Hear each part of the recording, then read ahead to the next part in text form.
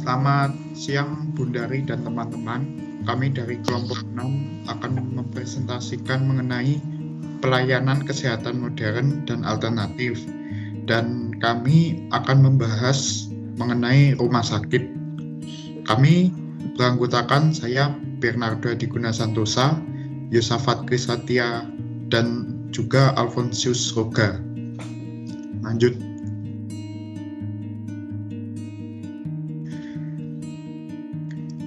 Kemudian dalam presentasi kami akan membahas apa itu sistem pelayanan kesehatan, pengertian pelayanan kesehatan, apa itu pelayanan kesehatan alternatif, apa itu pelayanan kesehatan modern, pelayanan rumah sakit, aspek kualitas layanan rumah sakit, apa itu rumah sakit tanpa kelas, macam-macam tipe atau kelas dalam rumah sakit, dan juga kita akan membahas mengenai teori kelas sosial atas pelayanan rumah sakit.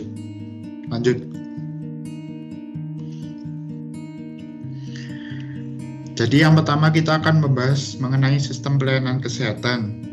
Sistem pelayanan kesehatan itu sendiri merupakan seluruh organisasi atau orang atau berbagai kesehatan yang mempunyai satu tujuan utama dalam mempromosikan serta merawat kesehatan dalam pelayanan kesehatan yang baik. Hal itu dapat memberikan dampak bagi keselamatan dan kualitas pelayanan yang dapat digunakan untuk mengurangi pemborosan sumber daya. Kemudian, pemberian pelayanan kesehatan ialah karakteristik dari pelayanan yang telah diberikan kepada pasien atau konsumen dalam memberikan pelayanan yang baik. Kebutuhan pasien atau customer yang bersifat tidak pasti adalah suatu komponen penting yang harus diperhatikan dalam strategi pemberian pelayanan kesehatan. Kemudian secara umum terdapat 3 aspek yang perlu diperhatikan dalam sistem pelayanan kesehatan ini. Yang pertama yaitu konsep pelayanan atau service concept. Aspek ini berkaitan dengan paket pelayanan yang akan diberikan. Kemudian yang kedua ada desain sistem pemberian pelayanan. Aspek desain sistem pemberian pelayanan ini berkaitan dengan bagaimana pelayanan itu didelivery menjadi suatu konsep pelayanan yang terdapat target pasien atau konsumen, citra dan perilaku. Kemudian dalam konteks desain sistem pemberian layanan mencakup aspek struktur berkaitan dengan aspek fisik, peralatan dan fasilitas. Infrastruktur merupakan peran dari masing-masing provider yang mencakup job design, kebijakan, serta skill yang dibutuhkan dan integrasi dengan bagaimana koordinasi antara struktur dan infrastruktur untuk menjembatani rantai suplai pelayanan dan mekanisme adaptasi. Dan yang ketiga ada aspek sistem pemberian layanan. Aspek sistem pemberian layanan meliputi 4 hal penting yang harus diperhatikan, yaitu budaya layanan berkaitan dengan kebiasaan, visi misi, dan nilai dalam suatu organisasi. Kemudian ada juga keterlibatan karyawan berkaitan dengan sikap dan perilaku karyawan. Kualitas layanan mencakup strategi, proses, dan sistem manajemen kinerja. Dan pengalaman customer berkaitan dengan persepsi dan faktor konsumen mempengaruhi terhadap pemilihan layanan. Lanjut.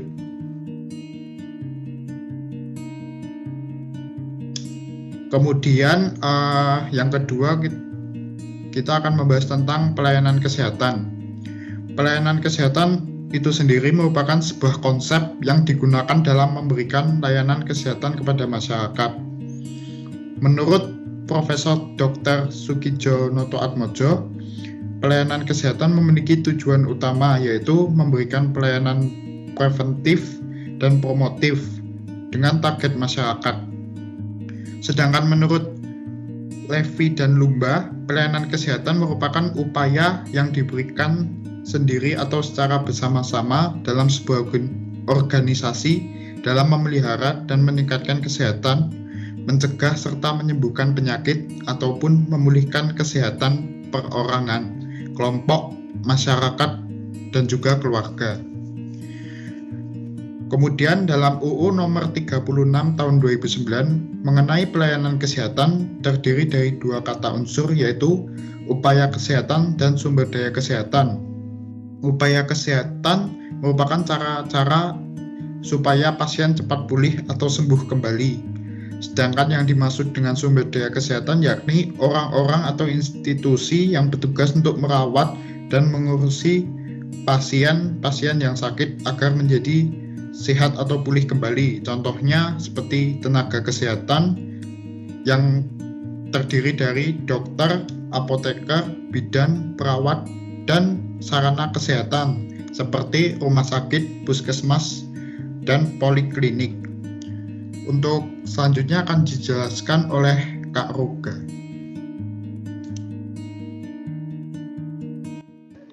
Baik, berikut saya akan menjelaskan apa itu pelayanan kesehatan alternatif. Pelayanan kesehatan alternatif atau pelayanan tradisional merupakan perawatan atau pengobatan yang dimana pemberian obatnya dilakukan dengan cara mengacu pada pengalaman dan keterampilan. Sudah menjadi tradisi turun-temurun secara empiris yang dapat dipertanggungjawabkan dan diterapkan sesuai dengan norma yang berlaku pada masyarakat. Pengobatan alternatif merupakan metode pengobatan yang digunakan dalam berbagai masyarakat sejak zaman dahulu, yang diturunkan dan dikembangkan secara bertahap dari generasi ke generasi berdasarkan tingkat pemahaman manusia terhadap pengetahuan dari masa ke masa. Pengobatan alternatif atau obat tradisional juga kadang-kadang disebut sebagai obat rakyat, obat herbal, dan sebagainya. Lanjut.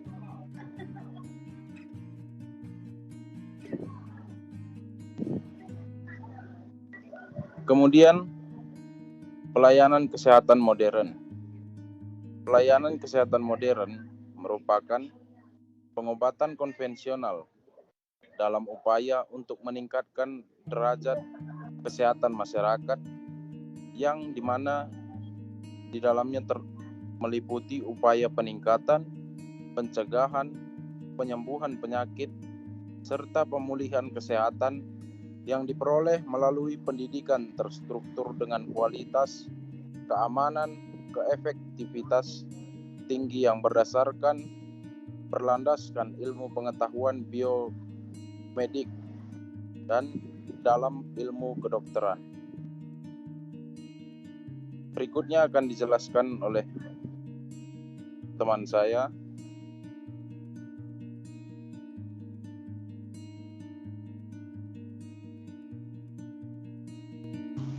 Baik, selanjutnya ada pelayanan rumah sakit. Rumah sakit adalah sebuah institusi pelayanan kesehatan yang menyelenggarakan pelayanan kesehatan perorangan secara paripurna, yang juga menyediakan pelayanan rawat inap, rawat jalan, dan rawat darurat. Hakikat dasar rumah sakit adalah pemenuhan kebutuhan dan tuntutan pasien yang mengharapkan penyelesaian masalah kesehatan pada rumah sakit. Pasien memandang bahwa hanya rumah sakitlah yang mampu memberikan pelayanan medis sebagai upaya penyembuhan atau pemulihan atas rasa sakit yang diderita oleh pasien. Pasien mengharapkan pelayanan yang cepat, siap, tanggap, dan nyaman. Faktor internal seseorang berobat ke rumah sakit yaitu keyakinan akan kemampuan dokter untuk mengatasi penyakit atau masalah yang diderita oleh pasien. Lalu yang kedua, tingkat kepercayaan pasien akan akurasi diagnosis yang diberikan oleh dokter. Yang ketiga, transparansi hasil diagnosis yang disampaikan oleh tenaga medis pada pasiennya. Selanjutnya, adanya kebutuhan atas pelayanan prima. Selain rumah sakit yang menjadi pertimbangan pasien, Faktor lain yang menjadi pertimbangan pasien adalah kualitas tenaga medisnya. Aspek kualitas layanan juga mempengaruhi intensi dari seorang pasien untuk berobat atau memilih rumah sakit. Pasien akan selalu membandingkan atau meminta rekomendasi orang lain untuk petunjuk pengobatan. Selanjutnya ada aspek kualitas layanan rumah sakit. Aspek yang dilihat pada kualitas layanan rumah sakit antara lain: yang pertama, aspek yang berkaitan dengan tampilan fisik rumah sakit dapat berupa ketersediaan sarana dan prasarana termasuk alat yang siap pakai, serta penampilan karyawan atau staf yang menyenangkan. Pada aspek ini ditandai dengan pemberian pelayanan yang tepat dan benar. Lalu yang kedua ada aspek keandalan. Aspek keandalan merupakan kemampuan rumah sakit dalam memberikan pelayanan dengan segera, tepat dan akurat, serta memuaskan.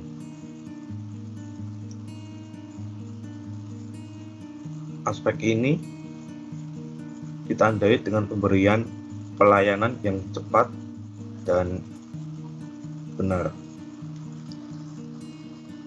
Selanjutnya ada aspek cepat tanggap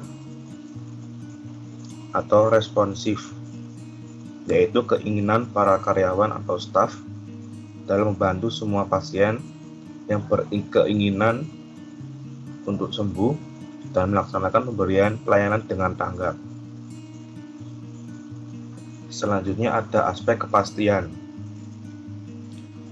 Dalam aspek kepastian ini ditandai dengan tingkat perhatian terhadap etika dan moral dalam memberikan pelayanan kepada pasien. Yang terakhir ada aspek empati.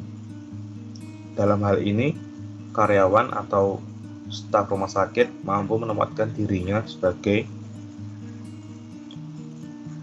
penyembuh dari rasa sakit yang diderita oleh pasien dan dapat berupa pemberian kemudahan dalam menjalin hubungan dan komunikasi, termasuk perhatian terhadap para pasien atau pelanggannya, serta dapat memahami kebutuhan dari pasien. Pada aspek ini ditandai dengan tingkat kemauan untuk mengetahui keinginan dan kebutuhan masyarakat.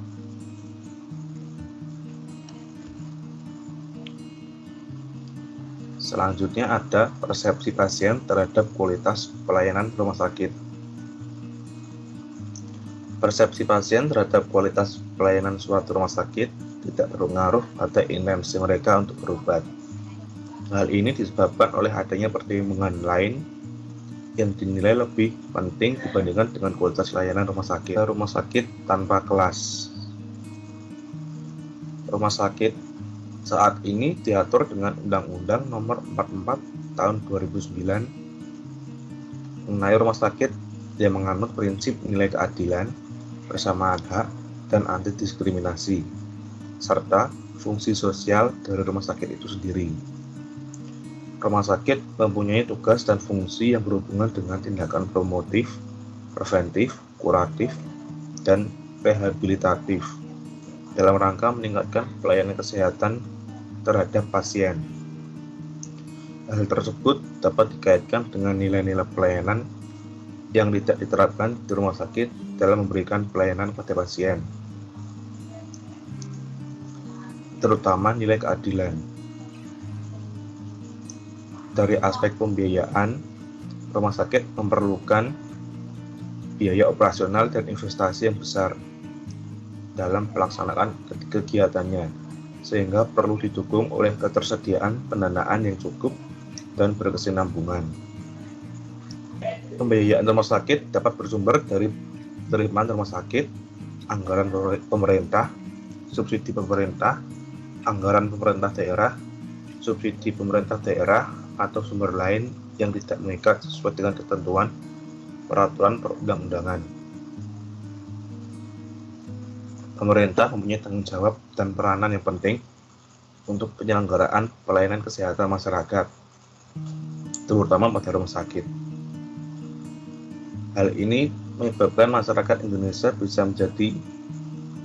mendapatkan pelayanan kesehatan yang sesuai dengan kebutuhannya, sehingga kesehatan masyarakat dapat lebih terjamin.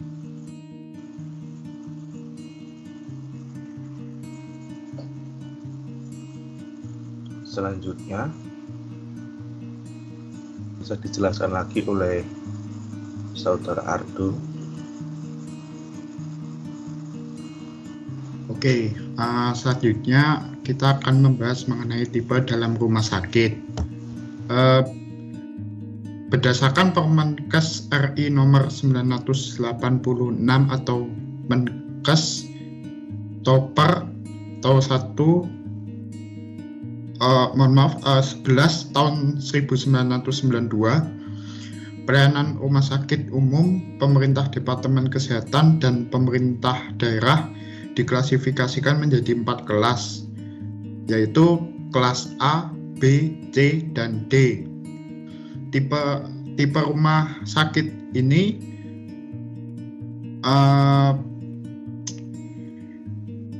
dibedakan berdasarkan pelayanan, sumber daya manusia, peralatan, sarana dan prasarana, serta administrasi dan manajemennya. Kemudian kita mulai dari rumah sakit tipe A. Rumah sakit tipe A merupakan pelayanan kesehatan rujukan tertinggi alias pusat. Rumah sakit yang juga disebut rujukan fasilitas kesehatan tingkat 3 ini memberikan pelayanan yang lebih lengkap, mulai dari yang umum, subspesialis, hingga kedokteran, dan juga spesialis oleh pihak pemerintah. Untuk rumah sakit kelas A harus memiliki fasilitas dan kemampuan pelayanan medik paling sedikit 4 medik spesialis dasar, 5 spesialis penunjang medik, 12 medik spesialis lain, dan 13 medik subspesialis. Baik sarana dan prasarana serta peralatan rumah sakit tipe A harus memenuhi standar yang ditetapkan oleh Menteri.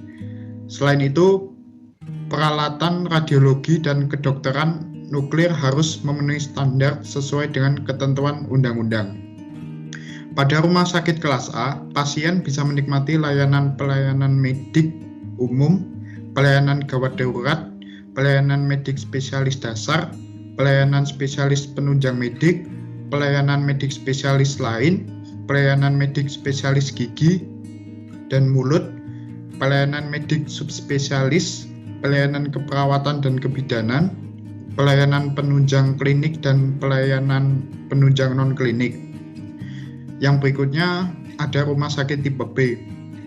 Rumah sakit tipe B adalah rumah sakit yang memiliki pelayanan pada rumah sakit tipe B ini diberikan. Rumah sakit tipe B ini ada kedokteran medis, spesialis luas, dan subspesialis terbatas. Untuk rumah sakit kelas B itu sendiri setidaknya disediakan fasilitas dan kemampuan pelayanan medik paling sedikit 4 spesialis dasar, 4 spesialis penunjang medik, 8 spesialis lainnya, dan 2 subspesialis dasar. Masyarakat yang mendapat rujukan ke rumah sakit kelas B bisa mendapatkan fasilitas seperti pelayanan medik umum, pelayanan gawat darurat, pelayanan medik spesialis dasar, pelayanan spesialis penunjang medik, pelayanan medik spesialis lain, pelayanan medik spesialis gigi dan mulut, pelayanan medik subspesialis, pelayanan keperawatan dan kebidanan, pelayanan penunjang klinik, serta pelayanan penunjang non-klinik. Kemudian yang berikutnya rumah sakit tipe C.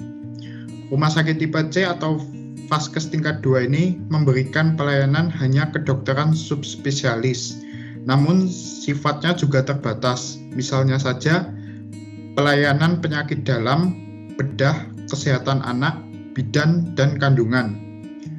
Rumah sakit umum kelas C lebih membatasi pelayanan mediknya, yang mana paling sedikit menyediakan 4 medik spesialis dasar dan 4 spesialis penunjang medik. Di sini masyarakat bisa menikmati pelayanan medik umum, gawat darurat, medik spesialis dasar, spesialis penunjang medik, medik spesialis gigi dan mulut, keperawatan dan kebidanan, serta pelayanan penunjang klinik dan non-klinik. Kemudian yang terakhir ada rumah sakit tipe D. Rumah sakit tipe D ini adalah rumah sakit yang termasuk tipe rumah sakit yang hanya sebagai rumah sakit sementara atau transisi. Biasanya jika pasien yang awalnya melakukan pemeriksaan di puskesmas, kemudian dirujuk ke rumah sakit tipe D. Namun jika dilihat pasien membutuhkan penanganan yang lebih lanjut, maka rumah sakit tipe D ini akan membuat surat rujukan ke vaskes yang lebih tinggi. Pada rumah sakit umum kelas D, sedikitnya tersedia 2 pelayanan medik spesialis dasar dengan fasilitas dan kemampuan pelayanan yang meliputi pelayanan medik umum, kemudian gawat darurat, kemudian medik spesialis dasar, kemudian keperawatan dan kebidanan, dan pelayanan penunjang klinik dan non-klinik. Lanjut.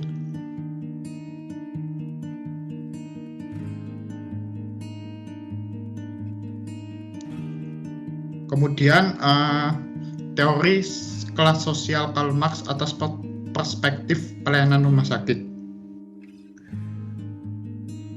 Jadi penting bagi pengguna atau pemegang BPJS Kesehatan untuk mengetahui tipe rumah sakit. Jenjang terdapat pula jenjang untuk fasilitas kesehatan atau vaskes, yaitu terdiri dari vaskes tingkat 1, vaskes tingkat 2, dan vaskes tingkat 3.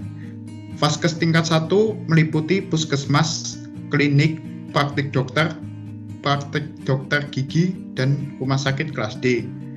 Vaskes tingkat 2 yaitu merupakan lanjutan vaskes tingkat 1 dengan rujukan rumah sakit kelas C dan B.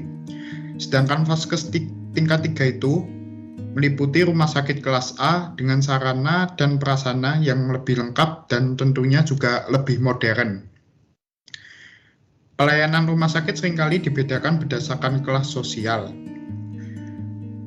Permasalahan kesehatan di tanah air yang masih banyak harus diperbaiki yang terjadi yaitu sering terjadi penolakan kepada pasien pemegang BPJS dengan alasan rumah sakit penuh, tidak ada kamar kosong yang mampu menampung. Fenomena tersebut juga terjadi karena rumah sakit juga tidak mau merugi, sebab rumah sakit juga membutuhkan cash flow, sementara klaim BPJS itu sendiri memakan waktu yang cukup lama. Lanjut.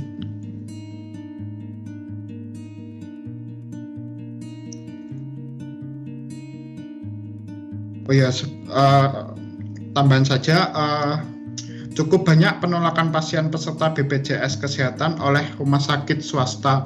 Bahkan BPJS Kesehatan seperti momok besar bagi keberlangsungan likuiditas rumah sakit. Beda halnya dengan mereka yang memiliki uang cash dan sanggup membayar pengobatan dengan biaya berapapun, tentunya akan disambut dengan senyuman manis. Kemudian selanjutnya akan dijelaskan oleh Kak Roga. Baik, menurut Karl Marx, kelas-kelas sosial muncul sangat erat kaitannya dengan konsep mengenai materialisme historis, di mana kemampuan manusia untuk memenuhi berbagai kebutuhannya tergantung pada terlibatnya mereka dalam hubungan sosial dengan orang lain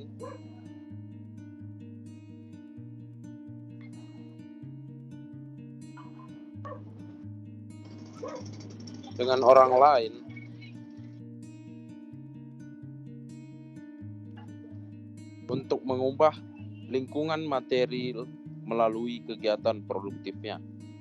Dari pemikiran Marx bahwa kelas-kelas sosial akan muncul karena faktor ekonomi, terutama kepemilikan dan ketidakkepemilikan alat produksi dan hubungan-hubungan sosial dalam produksi. Dalam The Communist Manifesto, masyarakat sebagai satu keseluruhan menjadi semakin terbagi dalam dua kelompok besar yang saling bermusuhan, ke dalam dua kelas yang saling berhadapan secara langsung, yaitu borjuis dan proletariat. Borjuis yang dominan terdiri dari kapitalis besar dengan perusahaan raksasa yang mempekerjakan banyak buruh, sedangkan proletariat hidup dalam kondisi kemiskinan alamiah yang diakibatkan oleh kekurangan sumber-sumber daya, akan tetapi merupakan hasil buatan organisasi kontemporer dari produksi industri. Sebab proletariat merupakan penerima dari ketidakrasionalan dalam masyarakat yang terkonsentrasi. Baik, sekian presentasi dari kelompok kami, kelompok 6. Apabila ada kekurangan, kami mohon maaf, dan apabila ada pertanyaan kepada teman-teman dan mungkin ibu dosen kami, Ibu Sundari, kami akan persilahkan. Demikian, terima kasih banyak.